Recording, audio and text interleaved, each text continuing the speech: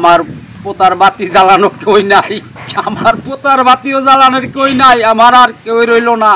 আমার ভাতিজা যারা মারছে তাদের বিচার আমরা চাই। পুলিশে গুলি করে মারছে ঢাকায় গুলিস্তান বইয়া, আমাদের এলাকাবাসী সবাই মিল্লা এটার সুস্থ বিচার চাই। আশা বর্ষা ছিল যা, তা আমার পোলারে পড়ালেখা করাইলাম। আমার পোলা ওই মিছিলে গিয়া ঢাকা শাহবাগ গিয়া উনি ইন্তেকাল হয়েছে, ওনার কপালে গুলি করছে। উনি ছাত্র ছিল জীবনে, এখনও পড়ালেখা করতে আছে। আমার জীবনে অনেক আশা ভরসা ছিল, আমার ভাগ্যের তা নাই। আজকে আমার পোতার বাতি জ্বালানো কই নাই, আমার পোতার বাতিও জ্বালানোর কই নাই, আমার আর কেউ রইল না।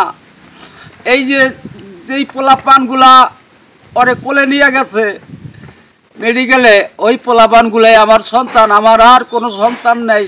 আমার জীবনের আশা ভরসা সব কই আলাইছি, আর কোনো আশা ভরসা নাই। আমার বিদায় বাতি দেওয়ার মতো কেউই নাই।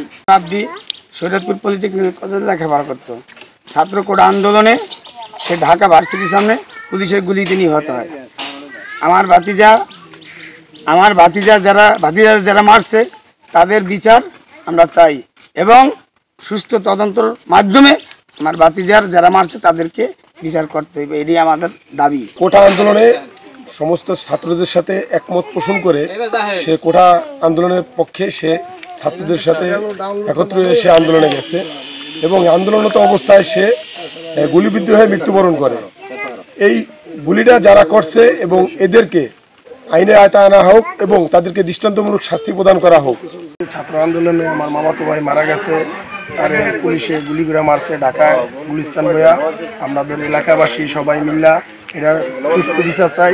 আর জানি যারা মারছে তাদের জানি সাজা দেয়। 50 বছরের ওয়ারেন্টি আর বাহারি ডিজাইনের মুস্তফা ইউপিভিসি ডোর, কাটিয়ে দিন নিশ্চিন্তে 50 বছর। Mustafa uPVC door, excellence with durability. পুলিশে মাইয়া লাইছে, আমার পোলার কপাল বাড়ানো এই জায়গায় গুলিটা করছে, এই জায়গায় দেখেন আপনি।